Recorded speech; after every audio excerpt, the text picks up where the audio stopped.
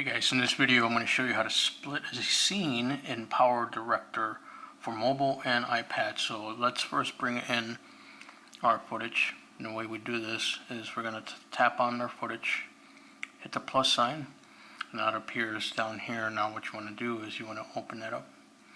Okay, so here's your timeline.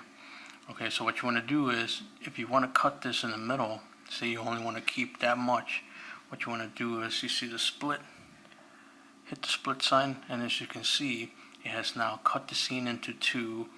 And here you can also like tap and hold, and you can shorten that second scene, or you can just get rid of it. You can just highlight it and see the garbage can sign there, and then it's cut. And that's how you cut a scene in PowerDirector Mobile and on iPad. Alright guys, give me a thumbs up if you found this useful.